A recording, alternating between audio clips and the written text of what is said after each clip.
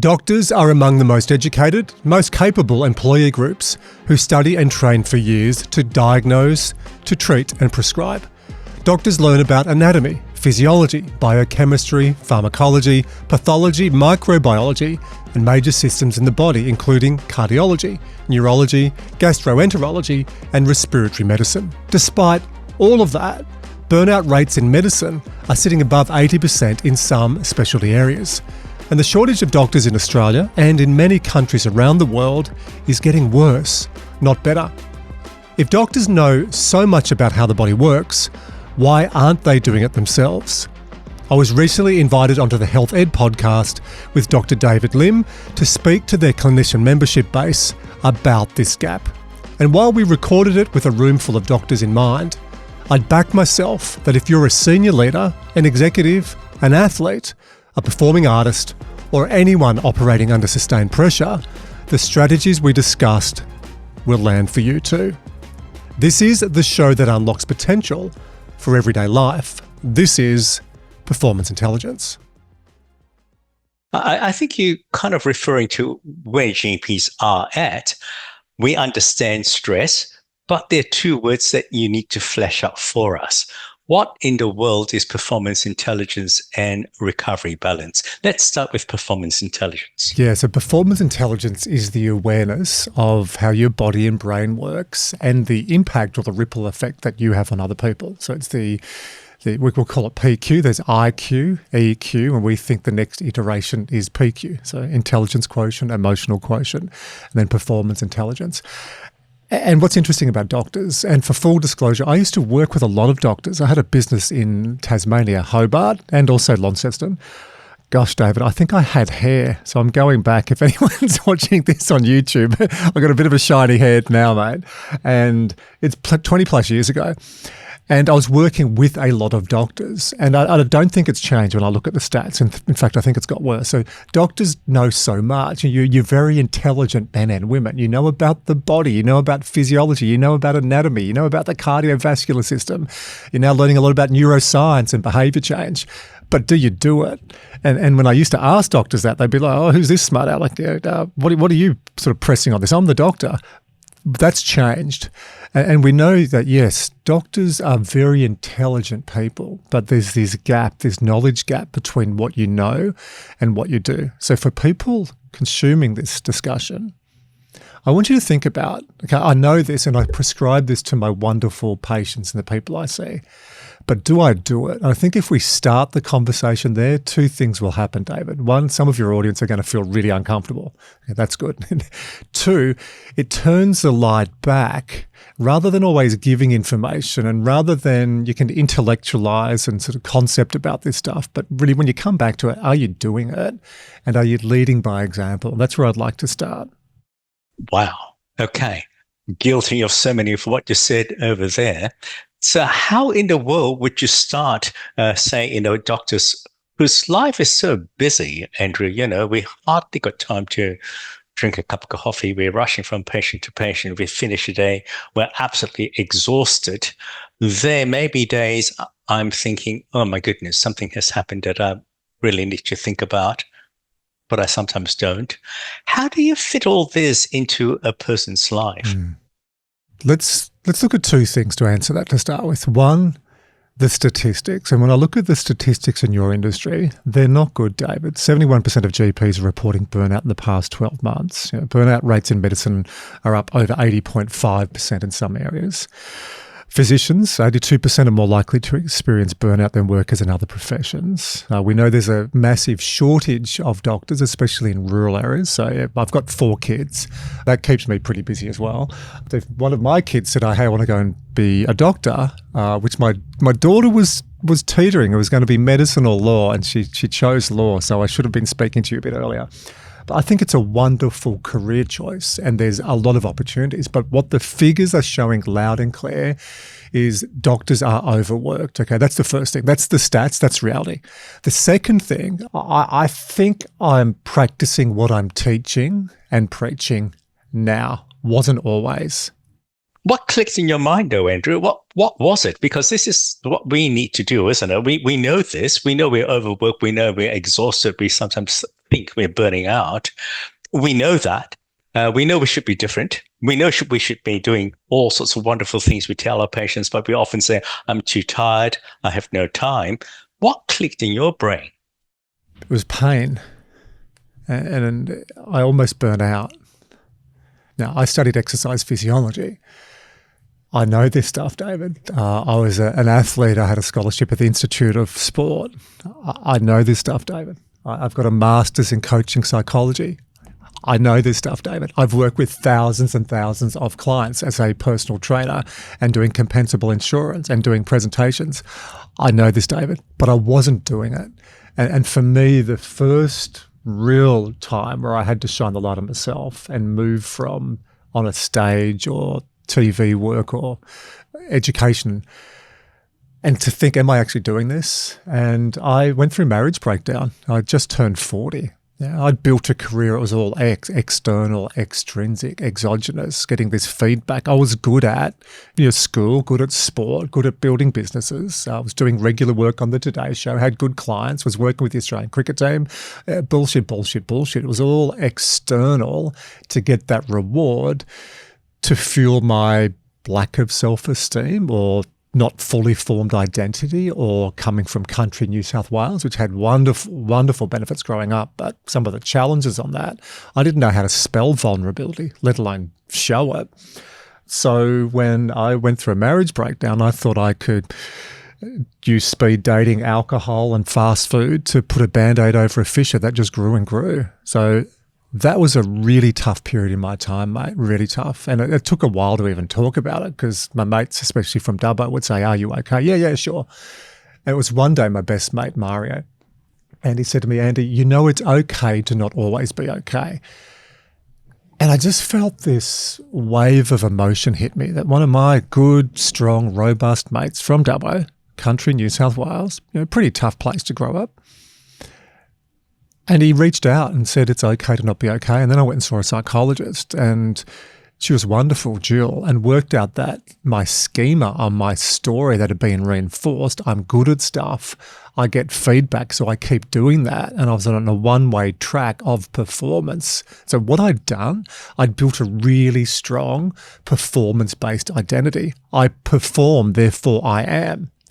What I hadn't done is to build a purpose-based identity. Who am I outside of all the contracts and trophies and adulation? And look, a performance-based identity, there's nothing wrong with that. And some of the athletes I work with, they are literally global household names, and they need to keep that. Otherwise, I won't have a job. And I help them understand, well, who are you? Like, what's your purpose? And purpose has got to be bigger than you, future-focused, and excite the living daylights out of you. And the analogy I often use is when really successful people, this would be a lot of your audience, have built that performance-based identity. I've got to practice. I'm now going to get 4 or 5 staff. I'm earning lots of money. It's a little bit like Mulga Bill's bicycle. We've got a really big wheel out the front. That's your performance-based identity. And the wheel, the back wheel, that's your purpose-based identity, and that hasn't evolved. So you need to go from a penny farthing to a normal road bike as an analogy, and that's where I hit my crisis point. Put my hand up after that chat with Mario, got my head out of my proverbial, and then found it just overwhelmingly soothing to start having conversations. Saw a psychologist, was embarrassed to say that for a while. So that's how I've come to this realization. And then rebuilding myself, we wrote a book with Dr. Tom Buckley called Match Fit, and we looked at 6 levers: move, fuel, recharge, think, connect, and play. Now, I was an exercise physiologist. I worked at the Institute of Sport. I'd worked with the Sydney Swans in the Australian cricket team. The story goes on, all external. Did I know about the benefits of movement? God, yeah. Was I doing enough? No, because I was wallowing in my own self-pity, creating this narrative that I'm so busy I don't have time to look after myself. And mate, it was bullshit. I had actually put myself into a bit of a lather, and I had to untangle. Wow. I just can't tell you how many of us would identify with so many different aspects of your life there, Andrew.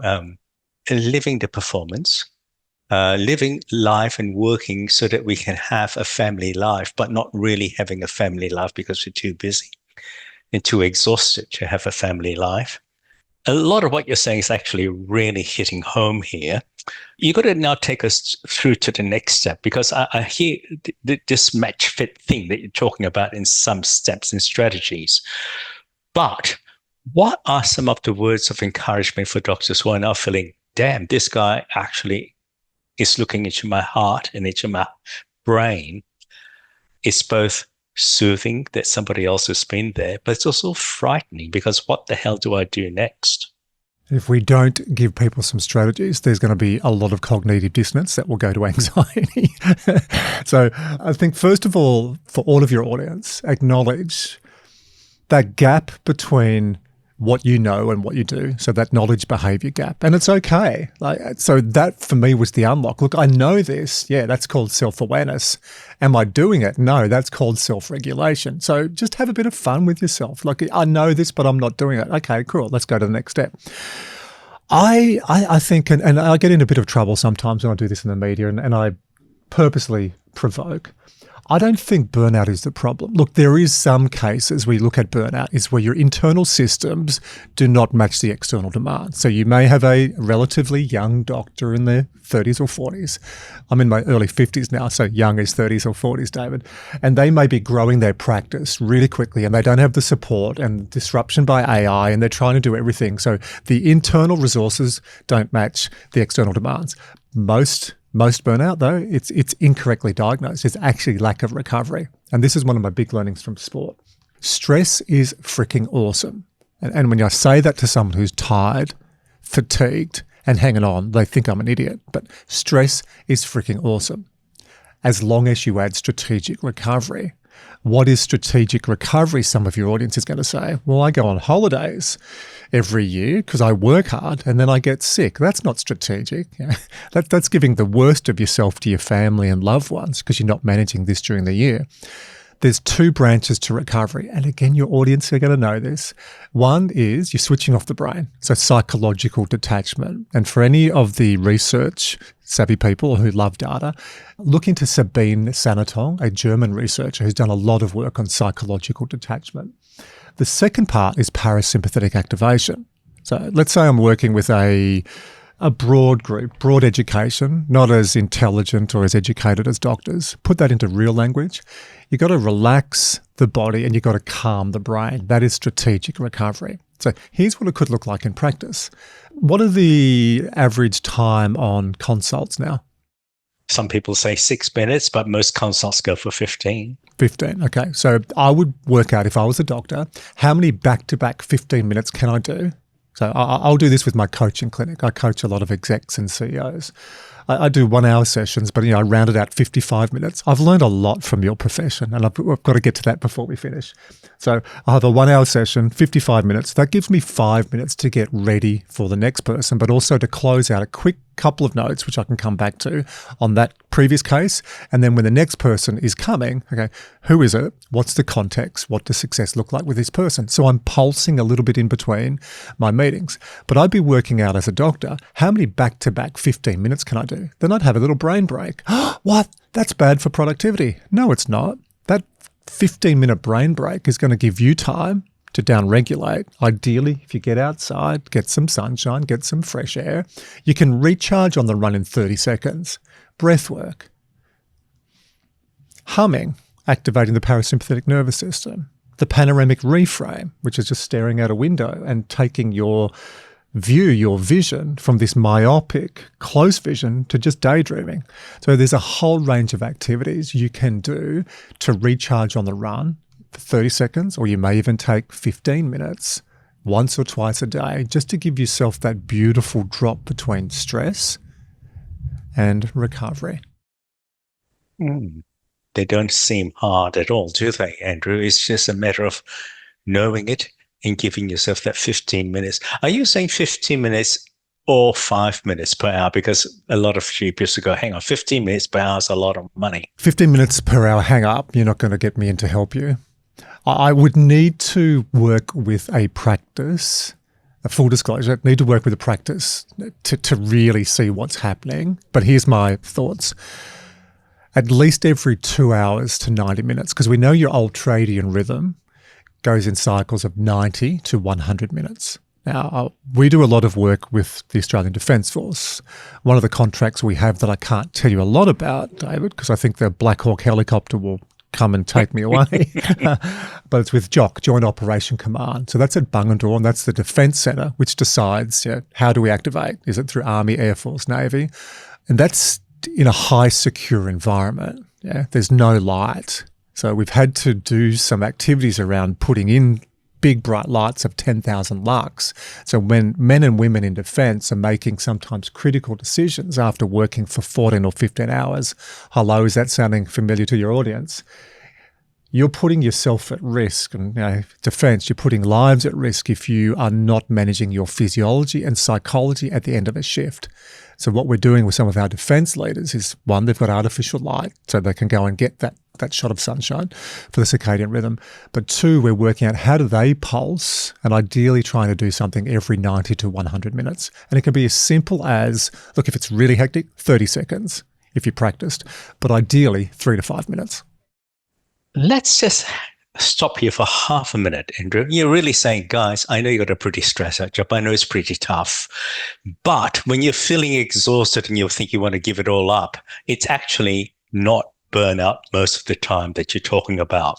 Burnout is when your own capacity is far below the requirements of the job description itself. What your problem probably is a lack of quality recovery or strategic recovery. And you're saying that these sorts of strategies can be taught, a program can be written, if you like, for a doctor to do. Now, I'm just going to ask a simple question. What if I actually decided that, you know what, this guy actually does make sense. I'm going to give this a shot. How quickly do you think I might say, damn, it works? How burnt is the piece of toast? Okay. If you put the toast in and it's lightly singed, we can take it out and give it a bit of a scrape and it's good to go. So for some people, it may be a couple of weeks and they go, I get this.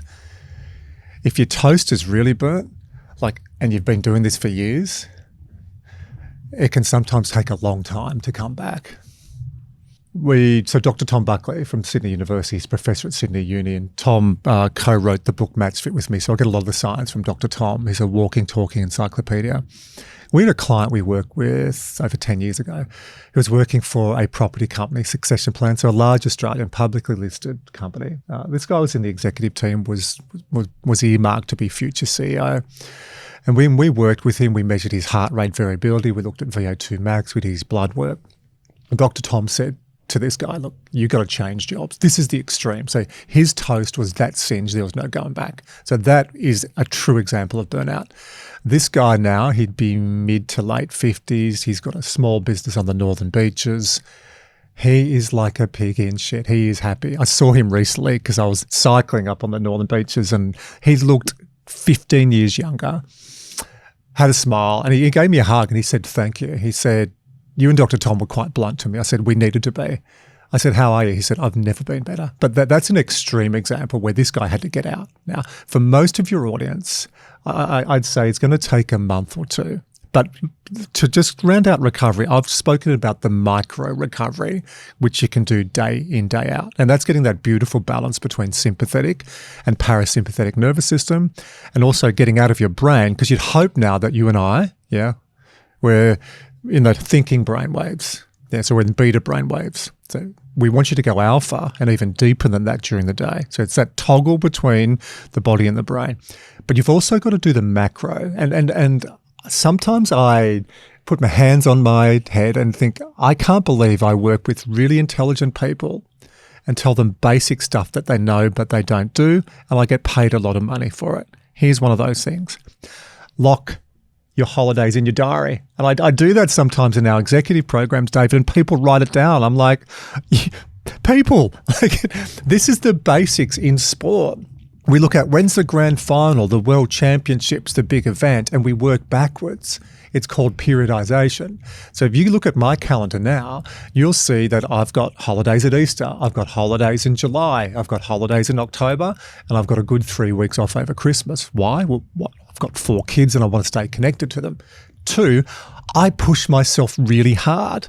Stress is freaking awesome as long as you add strategic recovery. I don't ever want to feel like I felt in my early 40s again. So I prioritize recovery. Yes. Wow.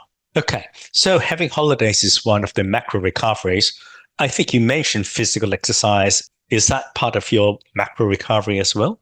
Physical exercise is not actually recovery, although a lot of your audience will say, hey, I go for a walk, play tennis, swim in the ocean, go for a cycle with my mates, and I don't think about work. So it could be part of that psychological detachment. But true recovery, you've got to lower the heart rate, and then you get the physiology response that all your audience knows from that. But you've also got to shift brainwave patterns. But where physical activity comes in, it builds the base. So I work with, and this is in the public domain, I work with a few CEOs from top 20, top 30 ASX companies. I work with Matt Common at Commonwealth Bank. I work with Nick Hawkins at IAG, Adam Watson at APA. Now, I work with Shelley Roberts, who's a global leader in Compass. Now, those men and women chase VO2 max. Those men and women chase resting heart rate and heart rate variability. Why? Like, why does the leader of Combank or IAG or Compass or Defence, why are they looking at metrics where we use wearable tech like heart rate and heart rate variability and VO2 max? Because that builds this physiological base or this capacity that allows them to surge when you need. So for me, I still focus my training like an athlete. I don't train anywhere near the volume, but I make sure I've got a good VO2 max because we know VO2 max has a direct correlation with HRV. Andrew, what you're really saying is, going for a walk and playing a bit of golf is great, but that doesn't really chase VO2 maxes or decrease the. So what are you really talking about? That you say, guys, this is actually what you need. So it's not either or, it's and. So I want all of your audience walking 10,000 steps a day. 10,000 steps will wake up your marvelous mitochondria and it's going to keep those cylindrical rod-shaped energy cells activated. Who listening to this right now, like just metaphorically put your hand up or actually put your hand up, who gets tired after lunch? 2/3 of your audience has gone up. Go for a walk, and that's where you can build in one of those recovery breaks. Yeah. So walking will keep your energy levels up and your mitochondria activated.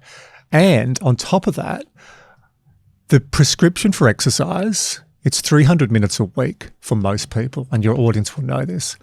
But most of that would be zone 2. A low heart rate, 50 to 60% of your maximum heart rate. Now, it could be a walk with hills. It could be an easy cycle, swimming in the ocean, playing tennis. Then you only need to do interval training. The research shows to get your VO2 max up, it's in that zone 4. And we can put a link to the different zones or you can provide that for your audience if they want to calculate this. But you only need to do 6 to 8 minutes at a high intensity. So 85% of your maximum heart rate, 1 to 2 times a week. What? I only need to do interval training once or twice a week to dramatically improve my VO2 max? Yes. Well, what about the rest of exercise? Because I've been told you have to flog yourself. No, you should be like, David, we could go and exercise, whatever modality, and have a conversation, puffing lightly, but the magic happens in zone 2. Okay. Amazing. All doable. Because, of course, you're just thinking of yourself dying of a heart attack running up the steps. It's not where you want to go. But you're saying, no, guys, you don't do that. Really only 6 to 8 minutes, 1 to 2 times a week. Yeah, and a bit of zone 2. And for your audience, especially 40 plus, which I'm assuming would be a significant percentage of your audience, you've got to work on skeletal muscle. Yeah, okay, gotcha. So skeletal muscle keeps you looking good. So there's some aesthetics, but this is not the main reason. Skeletal muscle is metabolically active. So when you train skeletal muscle, you are going to be burning more glucose. Hello, you're reducing risk factors like metabolic syndrome. You're reducing risk factors like type 2 diabetes. So lift heavy shit 1 to 2 times a week for 20 to 30 minutes. Oh, I don't like gyms. Okay, go outside, go to a park, do CrossFit, do a circuit with a friend. So they're the guidelines for your audience, is to interval training. You only need to do 1 or 2 sessions a week for 6 to 8 minutes. Now, that would be in a longer session with a warm-up, so that's where you get your zone 2. Ideally, with someone else or something you like, and then lift heavy shit, do weights twice a week. There's your magic. Now, imagine if we could work with a company, a pharmaceutical company, and come up with a pill, a potion, a bottle or a lotion that does the following: improves your mood, enhances cognitive function, reduces stress, increases stress coping capacity, increases lean body mass, improves your sleep quality, enhances immune function, and here's the kicker: dramatically improves your sex life. Now, half your audience have gone, I'm too tired for that. But they are the benefits of regular physical activity. What? If I get that in a pill, a potion, a bottle, or a lotion, gosh, I'd be taking that all the time. Get out and find something you like. Exercise, or find something you hate less. The benefits are amazing. Andrew, here's one thing we talk a lot about, but we don't do very well: quality sleep. What's your findings about professions under stress? Yeah, it's endemic in medicine. I see this with a lot of the specialists I work with. They build a narrative and build a habit system that they just get by without much sleep. So it becomes a habit. So that knowledge behavior gap would be the first thing. Okay, am I getting enough quality sleep? 8 hours is rubbish. Like 8 hours was a myth purported many years ago. How do you know if you're getting enough sleep? Well, for your audience, it probably varies from 5.5 to maybe 8.5. But you know you're getting enough sleep when you wake up without an alarm clock at a similar time every day and you feel refreshed and ready to go. It's probably going to be your holidays when you find that out. But here's what we know. Some of the research from PMC, and this is new research: sleep deprivation impairs attention, working memory, judgment, and decision-making. I want my medical professional to be attentive, to be able to draw on their domain expertise, to make good decisions and do it in real time. I do not want my doctor or medical professional to be sleep deprived. I think it also affects our emotional availability to the patients. Totally. Well, HRV goes down, heart rate variability, which is that regulation or that ability to regulate our parasympathetic nervous system.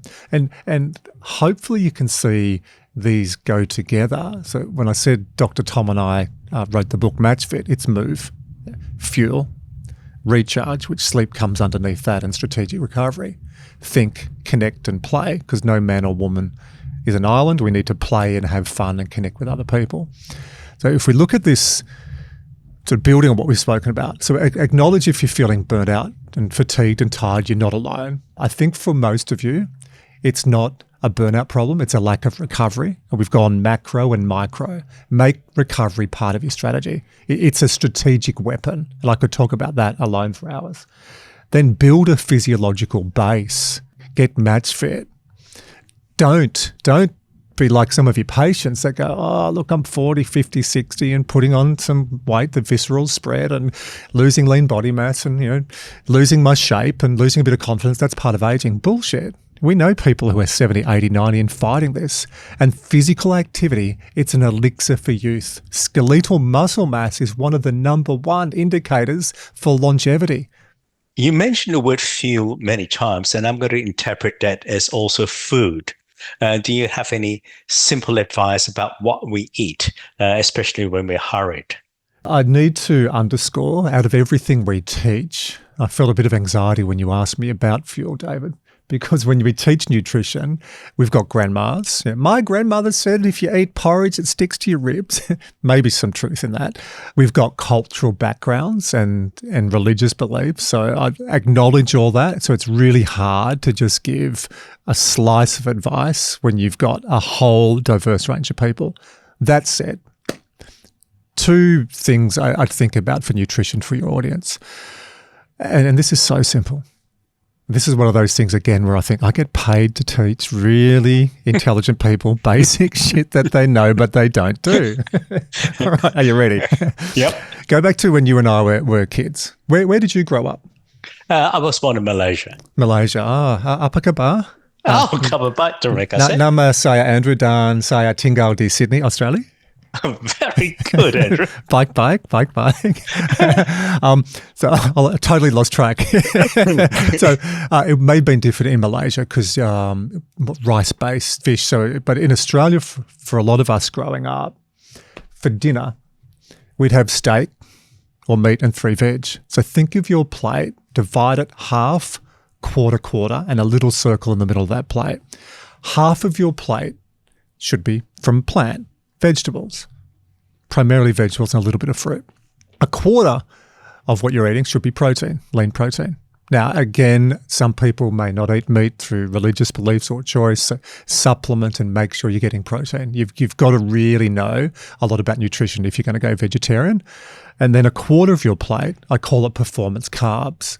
So performance carbs is going to fuel your energy. Brown rice, sweet potato, yams. And if you're wanting to lose weight, I'd cut that performance carbs down a bit. So there's your plate.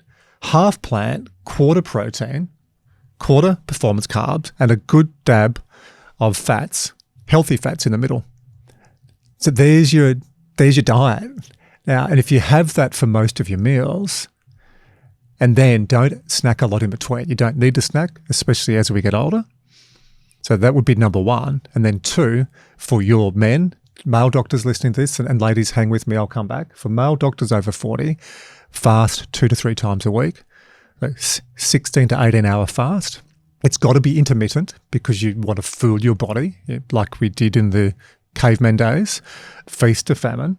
But fasting for 16 to 18 hours, 2 to 3 times a week, when I do this with middle-aged men and they're lifting weights and getting some exercise and balancing stress recovery, the visceral fat just falls off. Now, ladies, and your audience knows this, post 40 to 45, go see an endocrinologist, get your bloods done, see where you are around perimenopause and menopause, and then get advice specific to you. Because we know fasting for some women post 40 to 45, they'll lose weight. Some women will put on weight. Whereas men, our bodies are much simpler. And when I say that to an audience, the women go, yeah, men are much simpler. We agree. But they'd be the 2 things for your audience. Incredibly important. Just a quick word on sugar. Don't. You don't need to add sugar to your tea, to your coffee. There's the big thing to start with. Don't add sugar to tea or coffee. The other one would be carbonated drinks and sugary drinks. Ideally, just drink water or sparkling water for most meals.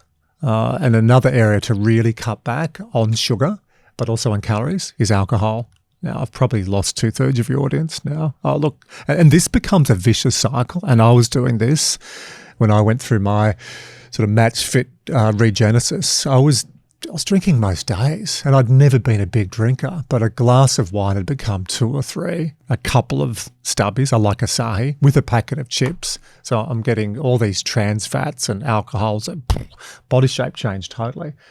But I've had a big day and I need to relax. Alcohol doesn't relax you, okay? It puts you into sympathetic, not parasympathetic. So in moderation, but I'd be really looking at, so for me, when I've got a big week delivering, selling, creating product, I don't drink during the week because I know in my early 50s, it impacts my cognition, it impacts my heart rate variability. I'm not at my best.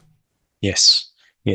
And unfortunately, just talking to you, I can just see that the easy band-aids that you talked about much earlier, it tends to be where we go to. And all these important recovery things we don't do. So, Andrew, I'm just going to hit you with a very simple practical thing. Some of our listeners are working in small practices, very few solos, some in bigger practices. And let's just say a lot of what you're saying is starting to hit home, and they want to progress their head knowledge into action. How do they go about this? Do they need to contact you? Do they read a book? Where do they go? Let's make it simple so I don't sound like I'm the Demtel salesperson. Hey, for only $9.99 every week for the next 52 weeks, David, your people could lose 4 kilos, shrink 4 centimeters off their waist, improve their cognitive function forever. Okay, gee, that sounded like a really good product, didn't it? You and I should go into business. This is going to be counterintuitive. First, I'd sit down and reflect, and I'd get it out of your head, because we know self-reflection, or that ability to self-reflect, is so important for behaviour change. And the best way to self-reflect would be to write it down. Most of the research says to journal. But here's what I've learnt with athletes. Some people, writing is not their preferred way of self-reflecting. So a second way, you might record an audio message, especially if you're very tech savvy. Or the third way, have a conversation with someone trusted. So they're the 3 forms of self-reflection. Writing it down / journaling, recording an audio message or a video, or talking to someone trusted. First step for your audience would be to have a conversation with someone or yourself using those methods of self-reflection. Where are you now? What are you uncomfortable with? So build that cognitive dissonance. Where do you want to be? So we're doing some basics in goal setting. So I'd gather where you are now. Because what we do that impacts behaviour change poorly is we go from, I need to get fit or eat better or recover, and we do it straight away, but we haven't put a plan together. And I'd also then underneath that, what are some of your barriers to entry? Shit, I'm running a practice and I've just put on 2 other doctors. I'm booming in my business. I don't have a lot of time. All right. What can I outsource using AI? What can I, with respect, stop being a control freak, be a quality control freak, but what can I let go of and free up some time? And this took me a long time to get around. I need to have at least half a day in most weeks, not on the tools, where I can think and plan and strategize and coach and grow my business. I'd be sitting down, writing that down. Like, where am I at? What are my goals? Then, how am I going to achieve them? Do I have enough willpower? Do I have that ability to move from self-awareness to self-regulation by myself? Yes, a number of you will. Then just put a plan together. Make yourself accountable. Make yourself accountable. Put sessions in the diary. I start every week, or in fact, all year, you see my fitness sessions in the diary, regular fitness sessions. Now, I travel a bit, so then I just joggle that week. It's called a better week on the run. If you don't feel you're going to have the discipline to do that, hire a personal trainer. Well, I'm a doctor. I'm not paying a personal trainer. The doctors that paid me in Hobart 20 years ago not only lost weight, not only then started to understand the behaviour change process themselves, they became much better practitioners. Plus, their clients saw that they'd lost weight, they were fit, they were sleeping better, they were recovering. What a great example for your profession to be working with people, because you're practicing it yourself.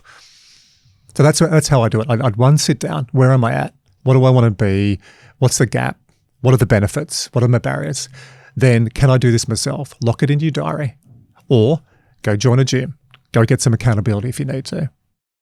Andrew, so much, as you say, common sense, so much incredible wisdom, but then again, nothing that we didn't quite know. You have always mentioned so many times, guys, you know it. It's actually doing it that's the problem. The steps that you put down here, they're not that difficult. And I think that there will be some of us who may struggle with getting, if you like, either a psychologist or a personal trainer. How would you, I guess you've already said that, because if you do it, you just look good and people go, oh my gosh, you look fantastic. And your own life might reflect that. I can just see so much good happening out of what you're saying. I just thank goodness, having spoken to you, that I actually have a training program, so I don't feel too bad about that. Yeah, I was going to put back, what do you do? Because you look lean and fit and healthy. I do the walks, but I go to gym. I do weights.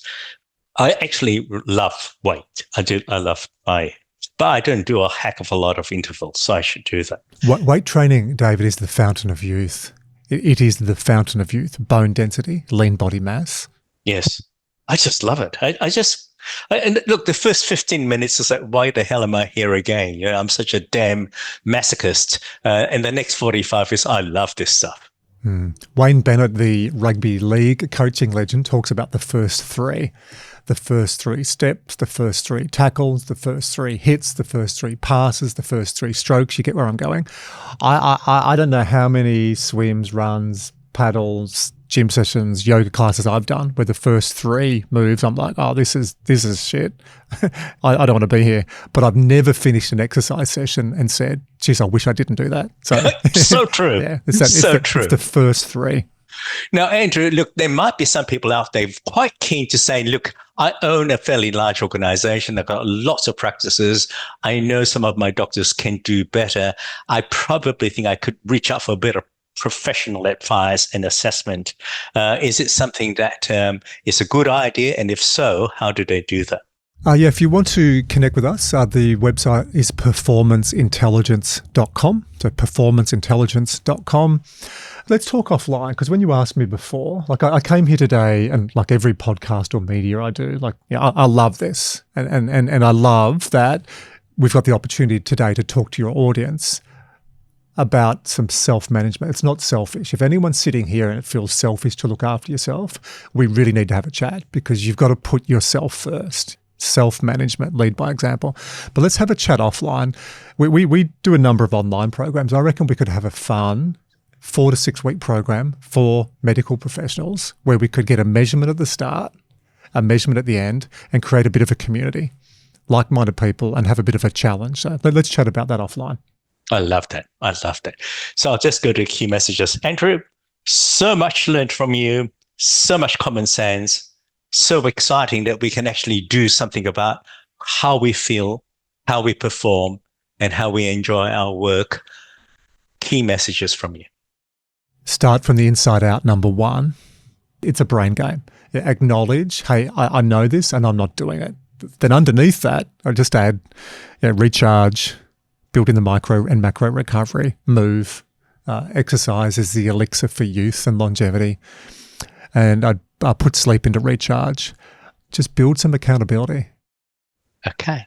Fantastic. Wonderful messages. It's been a real pleasure and privilege talking to you, Andrew. How's your energy? I feel like doing push-ups. That's called social contagion theory. There's mirror neurons in the front of our cerebral cortex. Social contagion theory. How we show up is how they show up. If you're leading a practice or you're wanting to implement a community. So thank you, David. You've shown up, but I feel your energy and vibrancy. That's social contagion theory in action. Thank you. Thank you so much, Andrew.